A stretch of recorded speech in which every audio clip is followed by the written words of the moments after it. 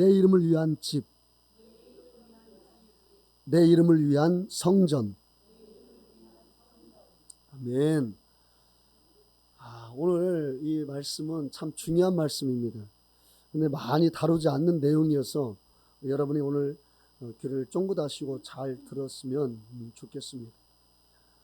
다윗이 성전 건축할 마음이 있어서 그렇게 마음의 소원을 아뢰일 때 하나님께서 나단 선지자를 통해서 너는 성전을 지을 수 없다. 그러나 너를 통해서 태어난 너의 자식을 통해서 내가 성전을 짓겠다. 이렇게 말씀하죠.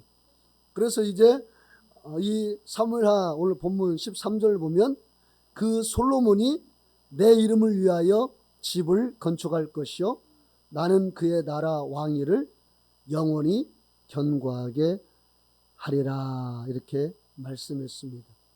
내 이름을 위한 집을 솔로몬이 지을 것이다 이렇게 말씀했죠.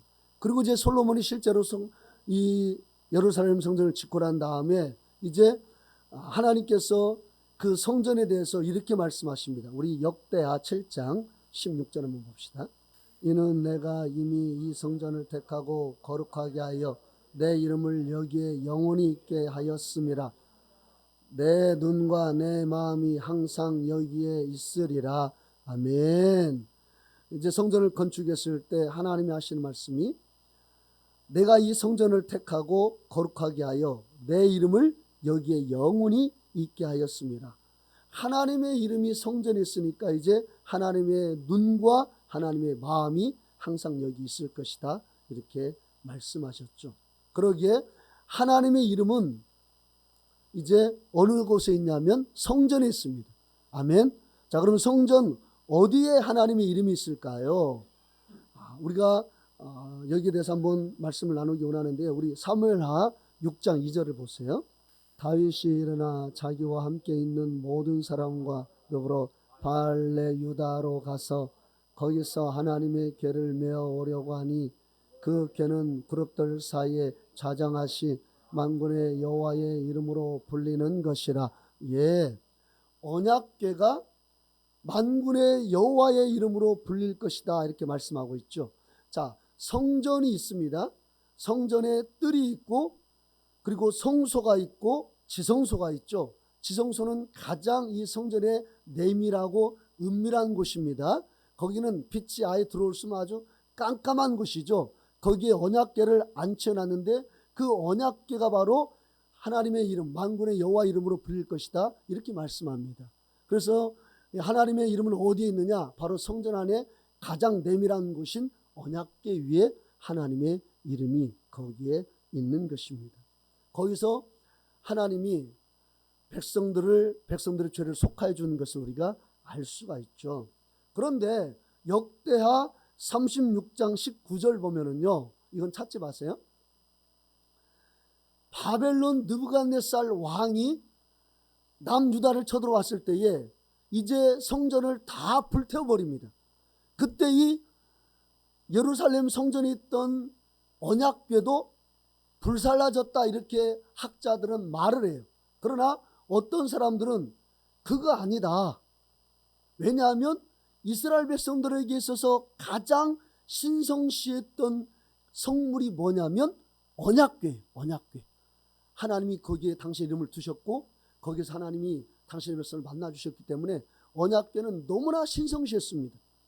그래서 이 제사장들이 느부갓네살 왕이 쳐들어왔을 때에 다른 것으로 이 언약궤를 빼돌렸을 것이다 이렇게 말하는 성경학자들도 있습니다. 어쨌든 간에 그때의 언약궤는 사라지고 지금까지 언약궤는 어디에서도 찾을 수가 없다는 사실입니다.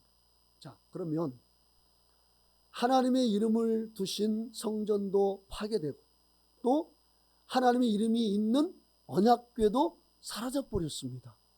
자, 여기 왜 그럴까요? 무슨 의미가 있을까요? 하나님이 뜻이 없이 그런 일이 일어날 수 있을까요? 여러분, 우리에게는 우연이라는 단어가 있지만 하나님 앞에서는 우연이란 존재하지 않습니다. 모든 것은 다 하나님의 뜻 안에서 이루어집니다. 그렇기 때문에 이것은 우리가 그냥 넘겨볼 수 없는 거예요. 왜 하나님은 역사 속에서 하나님의 이름을 두신 그 성전이 파괴되게 하고 또 그 언약궤를 사라지게 하셨을까? 물론 예수님 당시에 우리가 알고 있듯이 헤롯 성전이 있었죠. 다시 성전을 지었습니다. 그러나 알아야 될 것은 성전은 있었지만 그 안에 언약궤는 없었습니다. 신학이. 이미 언약궤는 사라지고 없어요. 히브리서에 물론 언약궤가 나옵니다. 히브리서에 나오는 그 언약궤는 신약에 있는 그 언약궤를 말씀하고 있는 게 아니에요. 신약에는 언약궤가 없어요. 구약의 그 언약궤를 언급하고 있는 겁니다. 자, 성전이 있는데 하나님 이름을 두신 언약궤는 그 안에 없어요. 그러니까 이것을 우리가 좀 생각해 볼 필요가 있다라는 것이죠. 그러니까 이 신약에서는요, 여호와라는 이름이 그래서 더 이상 등장하지 않아요. 하나님의 이름을 두신 언약궤도 없고 그 이름도 이제 사라져 버렸습니다. 그래서 신약 성경에서 아무리 찾아봐도 여호와라는 단어를 찾을 수가 없어요. 이거 우리가 깊이 생각해야 됩니다. 그냥 우리가 아무런 생각 없이 이렇게 받아들일 내용이 아니에요. 이건 아주 중요한 의미가 있습니다. 신약에서는 하나님의 이름을 두신 언약궤가 있다 없다? 없다. 오늘 가서 한번 마태복음부터 요한계시록까지 읽어보세요. 목사님이 거짓말을 하고 있어. 세상에 무슨 여호와 이름이 없어 하면서 한번 읽어보세요. 마태복음부터 요한계시록까지 꼭 읽어보세요. 진짜 없어요. 진짜 없습니다. 여기는 깊은 의미가 있습니다. 자, 사실은요, 이 여호와라는 이름도 구약에 등장하지 않습니다. 이게 무슨 말이지? 분명히 우리가 본문에서도 여호와라는 이름을 읽었는데 어떻게 여호와라는 이름이 구약에 등장하지 않아? 아마 여러분 이렇게 생각하실 것입니다. 이 여호와라는 이름은요, 사람이 만들어낸 이름이에요. 잘 기억하세요. 여호와라는 이 이름은 하나님이 우리에게 주신 그 하나님의 구약의 하나님의 이름이 아니라 사람이 만들어낸 이름입니다. 여호와라는 이름은. 자, 히브리어는요, 자음만 돼 있어요. 자음만 있습니다.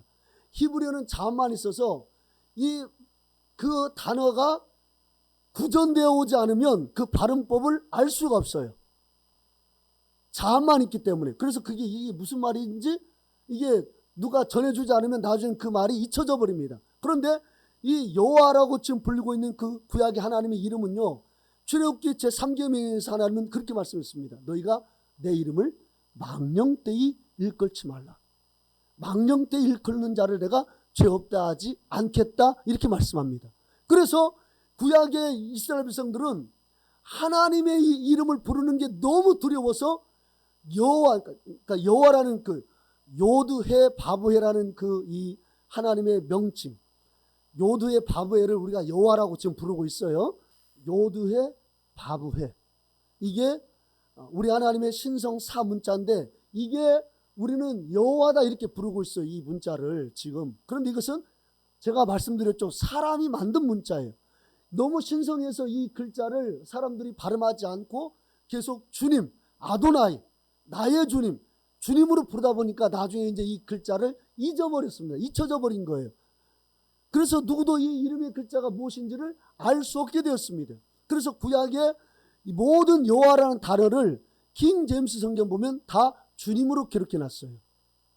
우리 개역 개정에는 여호와로 기록하고 있죠. 그런데 킹 제임스 성경 보면 다 주님으로 기록하고 있습니다. 여호와가 없어요. 그런데 왜 우리 개역 개정에는 여호와를 이렇게 기록해 놓았냐면 이 5세기에서 10세기경에 하나님 말씀을 정확히 알기 원했던 학파가 등장합니다. 그게 바로 마소라 학파입니다. 마소라 학파. 이 마소라 학파가 하나님의 이 신성 사문자, 저 이름 명칭이 무엇일까 고민하다가 이 요드해 바브에라는 저 문자에다가 이 아도나이라는 주님의 그 모음을 붙여서 만든 단어가 여호와입니다. 여호와. 그래서 우리 하나님은 이제 여호와야 이렇게 부르면 돼 해가지고 공포한 게 여호와예요. 그런데 이 여호와는 제가 말씀드렸죠. 하나님이 우리에게 알려주신 발음법이나 단어가 아니라 사람 마소라파가 이럴 것이라고 만든 용어예요. 그래서 어떤 교회는요 여호와라고 하지 않아요. 어떻게 불러요? 야훼라고 하죠. 그 이유가 있어요. 이것 때문에 그러는 거예요. 여호와는 정확한 뜻이 아니야. 발음법이 아니야. 야훼가 더 정확한 발음이 하면서 야훼라고 부르는 교회가 있고, 또 어떤 목회자는 야외라고 부르는 목회자도 있어요. 이게 이 연유 때문에 그렇습니다. 자, 그래서요, 이 장신대 장영일 교수는 이렇게 이 사실을 말했습니다. 오늘날 구약학자들에 의해서 그 발음이 여호와가 아니라 야외 또는 야훼라고 규명된 4개의 히브리 자음으로 구성된 이스라엘 백성의 하나님의 이름에 대한 논쟁은 구약학자들 간에 아직도 결론을 맺지 못하고 있는 실정이다. 그러니까 아직도 구약학자들 간에 야훼가 맞다, 야외가 맞다, 또 어떤 사람은 여호와면 어때? 이렇게 하는 이 학자들이 많이 있다라는 사실입니다. 그래서 이 여호와라는 걸 일단 사람이 만들어낸 단어다. 그래서 이 이름은 알 수 없다. 그래서 킹제임스 성경은 여호와라는 이름을 주님으로 이렇게 번역해 놓았다라는 것을 여러분 기억하실 필요가 있습니다. 자, 제가 말씀드렸죠. 그래서 신학에는 이 신성 사문자가 없어요. 더 이상 신학에는 이 요두해 바보해가 등장하지 않는단 말이에요. 그러니까 여호와라는 단어가 신학에는 없어요. 왜 하나님이 신학을 기록할 때는 그렇게 요두해 바보해라는 이 단어를 삭제시키고 그냥 퀴리오스, 나의 주님, 주님으로만 그렇게 부를 수 있도록 하셨을까? 우리가 여기에 대해서 한번 생각해 볼 필요성이 있다라는 것이죠. 그래야 우리가 진짜 영광 돌릴 분에게 영광을 돌릴 수 있는 겁니다. 자, 하나님께서 구약의 그 당신의 이름을 사라지게 하셨어요. 사라지게 하신 겁니다. 이건 하나님이. 그 이유가 있는데 그것은 뭐냐면 바로 예수라는 이름으로 자신을 드러내기 위함이에요. 이것을 우리가 생각해야 됩니다. 예수로 이제 자신의 이름을 드러내고 예수 이름으로 성령을 우리에게 보내주셔서 이제 우리 안에 이 안에 예수라는 이름이 우리 안에 새겨지게 하신 겁니다. 자, 제가 말씀드렸죠. 이름을 두실 성전을 하나님이 솔로몬을 통해서 지으라고 그랬죠. 그런데 그 솔로몬 성전은 파괴되고 이름도 사라졌습니다. 그러나 하나님의 뜻은 영원해요. 하나님은 여전히 당신의 이름을 성전에 기록하고 싶어요. 그런데 이 눈에 보이는 성전이 아니라 우리 각 사람 안에 하나님의 이름을 기록하고 싶단 말입니다. 그래서 우리가 예수 이름으로 기도할 때 성령을 받게 되고 예수 이름으로 기도할 때 성령이 우리 안에 들어오셔서 예수 이름이 우리 안에 새겨지게 되는 거예요. 이제 우리가 성전이 되고 우리 안에 예수 이름이 새겨지게 되는 것입니다. 자, 그래서요, 이 예수 이름은 하나님 아버지와 하나님 아들과 성령의 이름이에요. 이것이 아주 중요합니다. 자, 요한복음 5장 43절을 보세요. 나는 내 아버지의 이름으로 왔음에 너희가 영접하지 아니하나 만일 다른 사람이 자기 이름으로 오면 영접하리라. 예수님께서 하신 말씀이 나는 누구 이름으로 왔다? 내 아버지의 이름으로. 그러면 아버지 이름이 누구란 말이에요? 예수. 그래서 하나님의 신학에서는 이 신성 사문자를 감춰버린 거예요.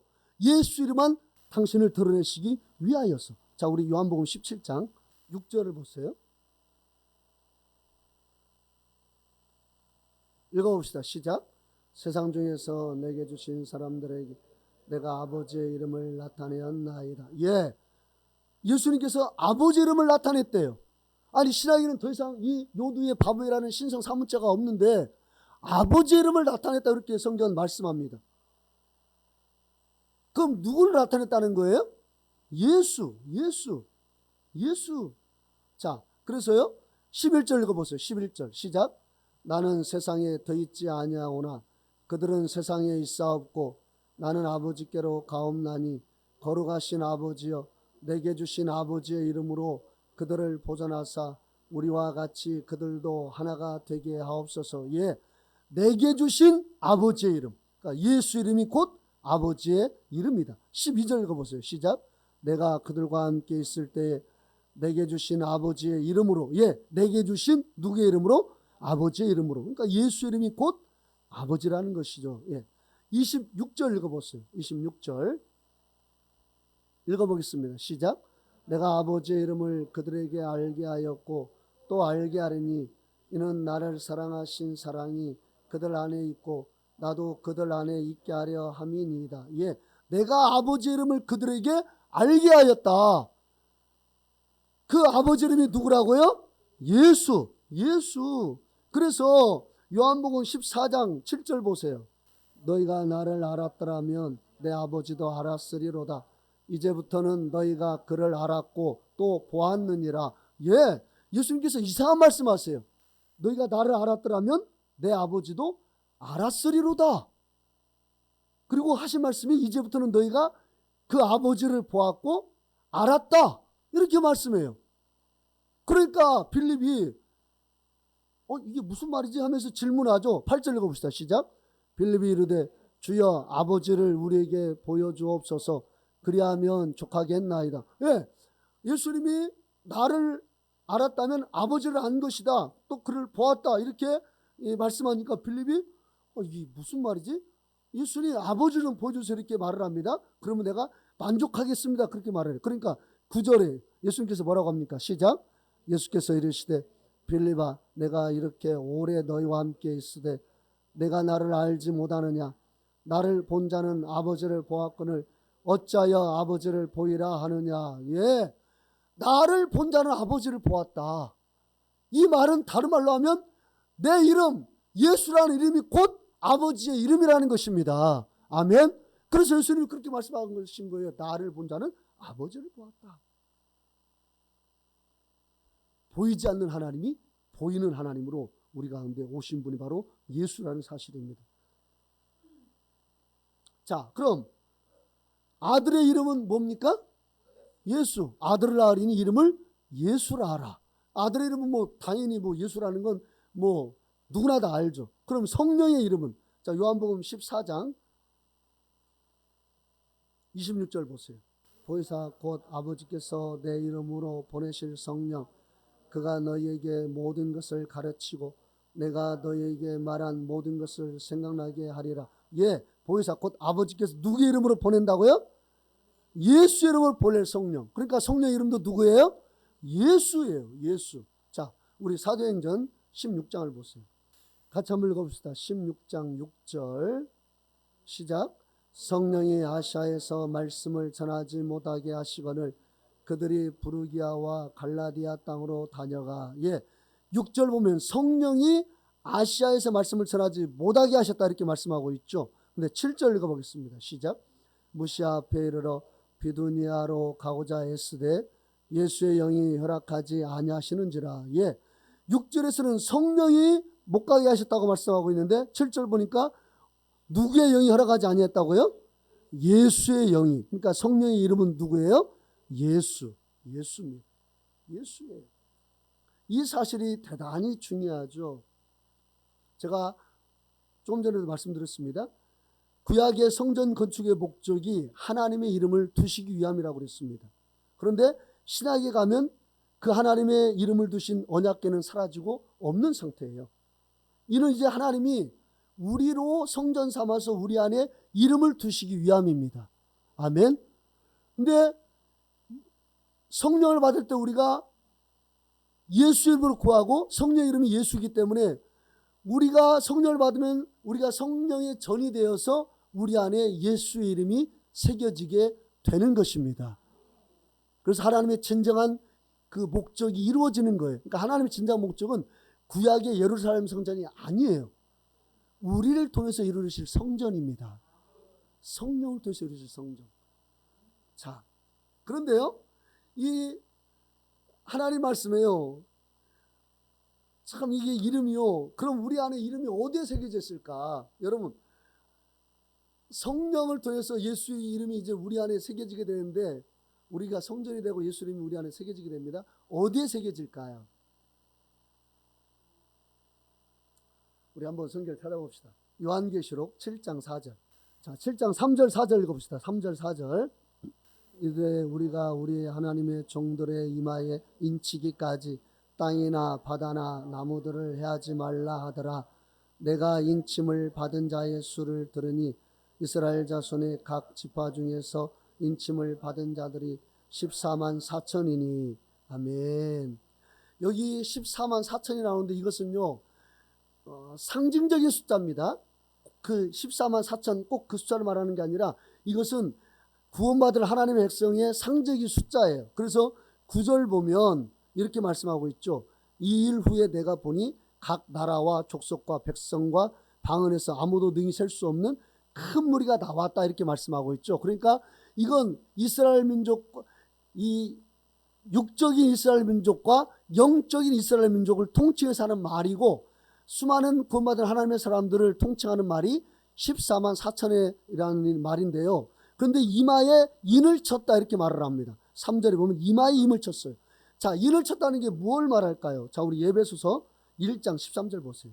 그 안에 너희도 진리의 말씀 곧 너희의 구원의 복음을 듣고 그 안에서 또한 믿어 약속의 성령으로 인치심을 받았으니. 예, 이마에 인침 받았다고 했을 때 그 인침은 뭘 통해서 받은 거예요? 성령을 통해서.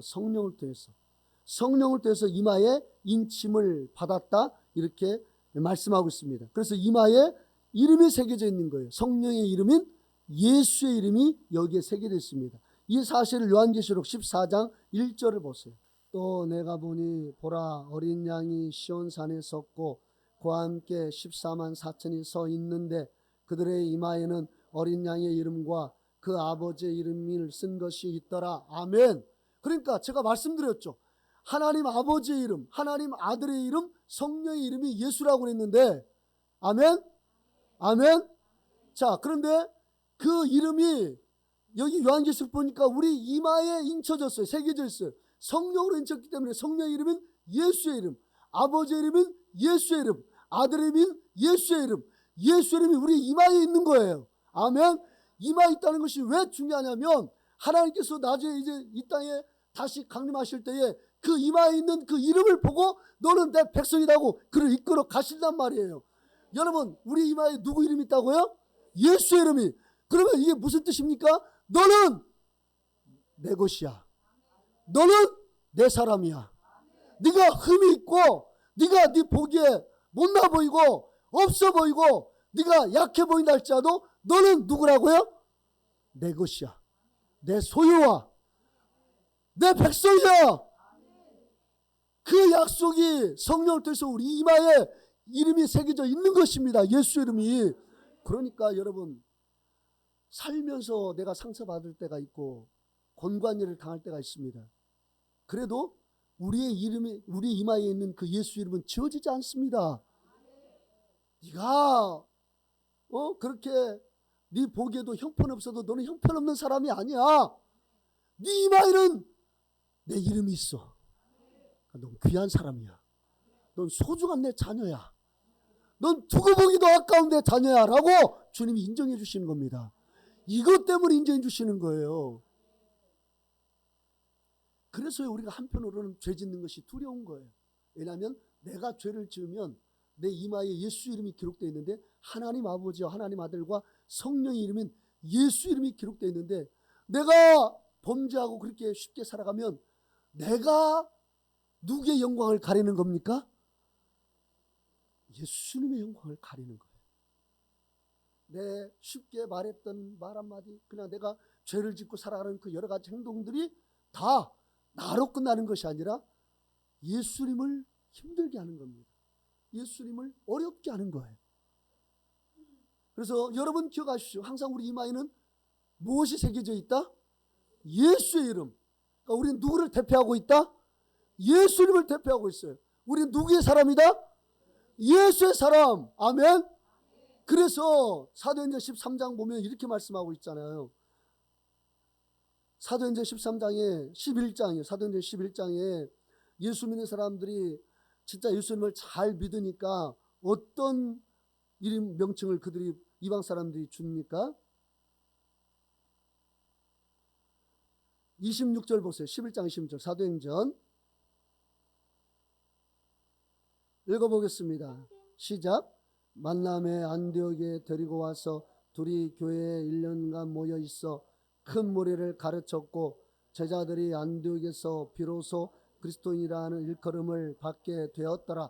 예, 그리스도인이라, 예수의 사람이라 라는 그 이야기를 드디어 그들이 이방인들로부터 안 믿는 자들로 듣게 되었다는 사실입니다. 그들이 얼마나 예수를 위해서 살았으면, 얼마나 예수님의 영광을 위해서 살았으면 안 믿는 사람들이, 이방인들이, 야, 저 사람들은 예수 그리스도 사람들이야. 아, 진짜 저 사람들 보면 예수가 보여. 이렇게 인정을 했단 말입니다. 그러니까 우리가 내가 그냥 막 살고 싶어도 여러분 내 이마에 예수 이름이 기록되어 있으니까 막 살지 말자 이거예요.